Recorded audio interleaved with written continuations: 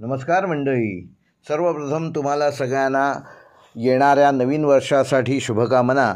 हे नवीन गुढीपाडव्यापासून सुरू होणारे वर्ष तुम्हाला सुखसमृद्धीदायक धनसंपदा देणारे, एकमेकाबद्दल असलेल्या भावना वृद्धिंगत करणारे असे जावो ही सदिच्छा देतो आणि व्हिडिओला सुरुवात करतो।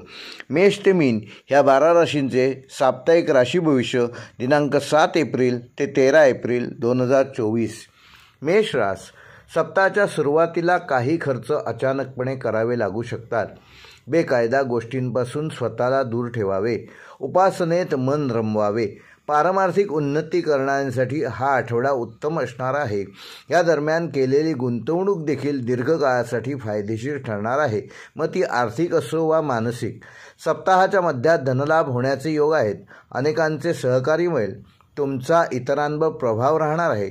मन आनंदी असणार आहे। आत्मविश्वास वाढून मित्रांच्या भेटी होतील। मात्र या काळात एखाद्या मित्राचा विचित्र स्वभावाची अनुभव येण्याची शक्यता आहे। सप्ताहाच्या शेवटी आर्थिक स्थिती उत्तम असेल। कौटुंबिक सुख चांगले मिळेल। या काळात खर्च मात्र वाढणार आहेत। कामाचा ताण जाणवेल। मानसिक अस्वस्थता जाणवली तरी सकारात्मक दृष्टिकोनातून त्याच्यावर मात कराल। मनातील नकारात्मकता दूर ठेवण्यासाठी उपासनेत आपलं मन रमवावे। मेष राशीच्या जातकांनी ह्या आठवड्यात श्री गजाननाची उपासना करावी। वृषभ रास, सप्ताहाची सुरुवात उत्तम होणार आहे। वरिष्ठांचे उत्तम सहकार्य मिळेल। मित्रांच्या किंवा आप्तेष्टांच्या भेटीगाठी होतील। काहींना धनलाभ देखील होणार आहे। योग्य ते प्रयत्न वरिष्ठांच्या सल्ल्याने केल्यास काही महत्त्वाकांक्षा ह्या काळात पूर्णत्वास जाऊ शकतील। सप्ताहाच्या मध्यात जुन्या गुंतवणुकीतून फायदा संभवतो। उधारी वसूल होईल। परदेशाशी ज्यांचा कार्यक्षेत्राचा संबंध आहे त्यांना एखादी चांगली सकारात्मक बातमी मिळेल। खरेदीसाठी ही आठवडा चांगला आहे। मात्र या दरम्यान कुठल्याही बेकायदा गोष्टी करण्यापासून स्वतःला दूर ठेवा। खर्च वाढणार आहेत। जमा खर्चाचा ताळमेळ नीट ठेवावा लागेल। सप्ताहाच्या शेवटी आत्मविश्वास वाढवणाऱ्या घटना घडणार आहेत। कौटुंबिक सुख उत्तम लाभेल। प्रॉपर्टीची कामे रेंगाळलेली असतील ती मार्गी लागतील। हाती घेतलेल्या कामात सुयश लाभणार आहे। मानसन्मानांचे योग ह्या आठवड्यात आहेत। वृषभ राशीच्या जातकांनी ह्या आठवड्यात श्री महालक्ष्मीची उपासना फलदायक ठरेल। मिथुन रास, सप्ताहाच्या सुरुवातीला नोकरीत किंवा व्यवसायात चांगले काम झाल्याने सहकारी खुश होतील। वरिष्ठांचे चांगले सहकार्य मिळेल। काहींना अचानक प्रमोशन, पगारवाढ, एखादी शाबासकीची थाप मिळू शकते। प्रसिद्धीचेही उत्तम योग आहेत। सप्ताहाच्या मध्य संमिश्र आहे। वरिष्ठांशी वाद होणार नाहीत याची योग्य ती काळजी घ्या। नित्य उपासनेत लक्ष लागणार नाही, मात्र सकारात्मक दृष्टिकोनातून बघितल्यास नक्कीच त्याचा चांगला उपयोग होईल। प्रवासात आपल्या चीजवस्तू सांभाळा। सप्ताह अखेरीस जुन्या गुंतवणुकीतून फायदा संभवतो। जुनी येणी वसूल होण्याचेही चांगले योग आहेत। घर खरेदीचे योग आहेत।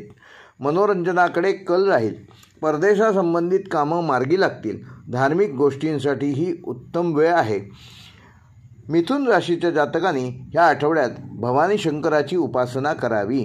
कर्क रास, सप्ताहाच्या सुरुवातीलाच भाग्यवृद्धिकारक ग्रहमान असे आहे। धार्मिक कार्यामध्ये सहभागी व्हाल। सासरकडच्या नातेवाईकांचे सहकार्य मिळेल। प्रवास लाभदायक ठरतील। सप्ताहाच्या मध्यात प्रतिकूल ग्रहमान आहे। कार्यक्षेत्रात आपले काम बरे आणि आपण बरे हे धोरण ठेवावे। तुमच्या कार्यपद्धतीत किंवा कार्यक्षेत्रात बदल होतील किंवा करावे लागू शकतील। जोखीम असलेली कामे ह्या दरम्यान मात्र करू नका। गुरुवारी काही चिंता सतावतील, मात्र लगेच शुक्रवार सकाळपासून ग्रहमानात अनुकूल बदल घडणार आहेत। त्यानंतर सप्ताह संपेपर्यंत उत्तम काळ आहे। आवडत्या व्यक्तींच्या भेटीचा योग ह्या आठवड्यात आहे।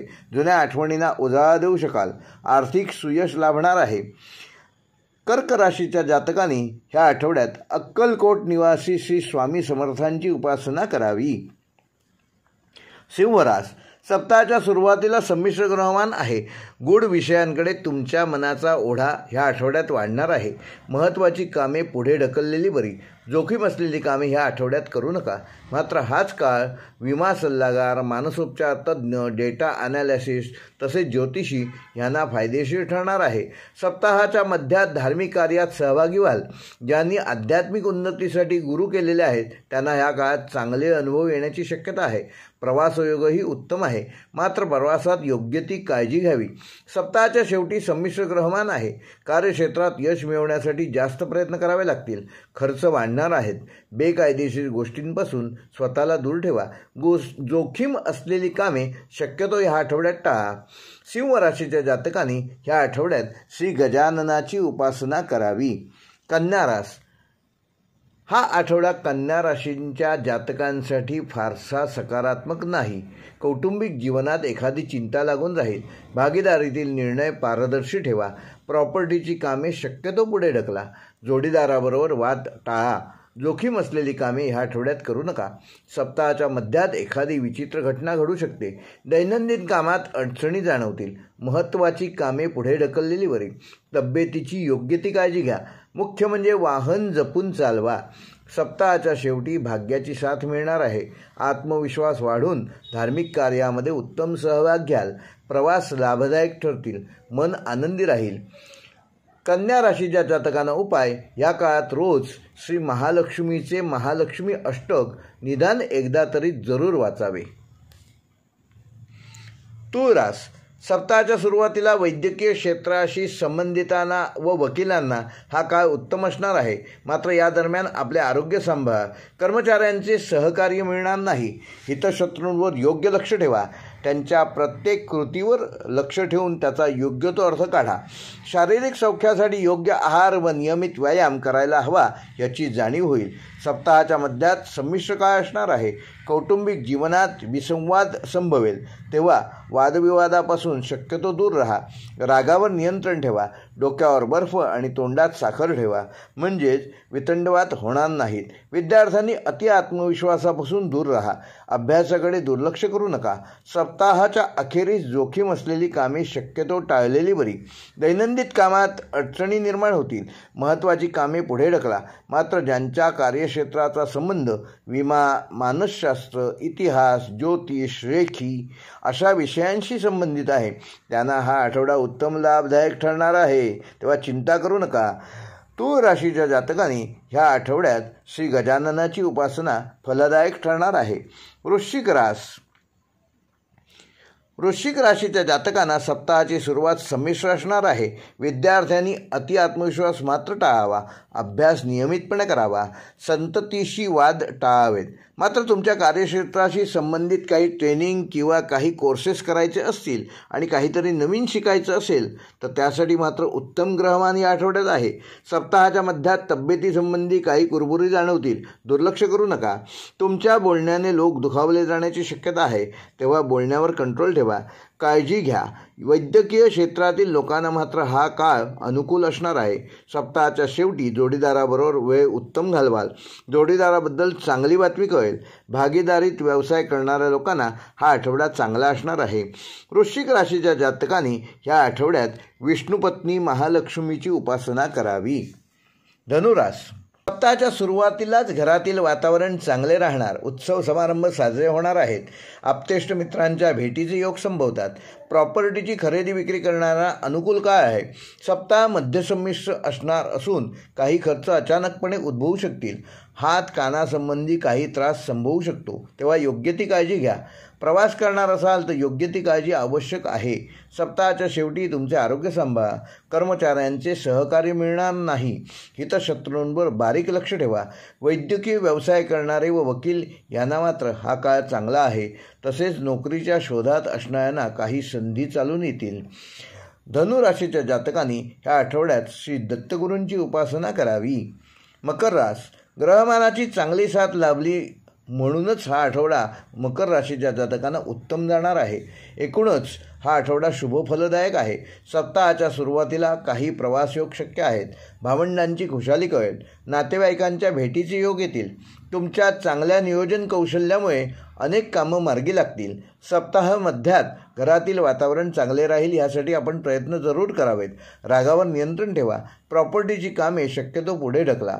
सप्ताह मध्यानंतर कलाकारांना अनुकूल कालावधी आहे. काही भाग्यवर्धक घटना त्यांच्या आयुष्यात घडू शकतात. काही लाभ मनाला आनंद देणारे होतील.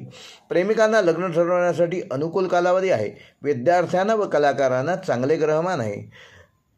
मकर राशीच्या जातकांनी ह्या आठवड्यात अक्कलकोट निवासी श्री स्वामी समर्थांचा तारक मंत्र किमान रोज एकदा म्हणावा. कुंभ रास. सप्ताहाच्या सुरुवातीला कुंभ राशीच्या जातकांना धनलाभ शक्य आहे. प्रिय व्यक्तींचे भेटीचे योग येतील. आवडत्या पदार्थांचा आस्वाद घ्याल. कुटुंबीय किंवा मित्रांसोबत एखाद्या खाऊगल्लीला जरूर भेट द्या. सप्ताहाचा मध्य संमिश्र आहे. तुमच्यातील जिद्द व चिकाटी वाढणार आहे. कार्यक्षेत्रात सुयश मिळेल. कौशल्याला वाव मिळेल. प्रवास योग संभवतात. मात्र वादग्रस्त होईल असं लेखन ह्या काळात शक्यतो social media, Facebook, WhatsApp, Instagram ह्यावर करू नका. सप्ताहाच्या शेवटी कौटुंबिक सौख्याचा काळ आहे. मन प्रसन्न असेल. हाती घेतलेल्या कामात सुयश लाभेल. प्रॉपर्टीची कामे पार पडतील. कुंभ राशीच्या जातकांना ह्या आठवड्यात श्री गुरुदेव दत्त या मंत्राचा जप लाभदायक ठरणार आहे. किमान रोज 108 वेळेला श्री गुरुदेव दत्त या मंत्राचा जप करावा. मीन रास आठवड्याच्या सुरुवातीला उत्तम ग्रहमान असणार आहे. मन आनंदी राहील. आत्मविश्वास वाढेल. तुमचा इतरांवर प्रभाव पडेल. काही लाभदायक घटना आठवड्याच्या सुरुवातीलाच होण्याची शक्यता आहे. कार्यक्षेत्रातही चांगले काम होईल. सप्ताहाच्या मध्यात संमिश्र ग्रहमान आहे. तुमच्या बोलण्यामुळे ह्या काळात कोणी दुखावले जाणार नाही याची योग्य ती काळजी घ्या. विचार करून बोला. बोलून विचार करण्यापेक्षा विचार करून बोलणे केव्हाही चांगले. बेकायदा गोष्टींपासून स्वतःला दूर ठेवा. अचानक काही खर्च उद्भवू शकतात, तेव्हा योग्य नियोजन करून ठेवा. सप्ताहाच्या शेवटी मनोबल उत्तम राहील. दैनंदिन कामे मार्गी लागतील. बौद्धिक क्षेत्रात प्रगती होईल. कलाकार, साहित्यिक यांना श्रमसाफल्याचा उत्तम आनंद मिळेल. प्रेमी जीवांना लग्नाच्या बंधनात अडकण्यासाठी उत्तम ग्रहमान ह्या आठवड्यात असणार आहे. प्रवास योग उत्तम राहतील.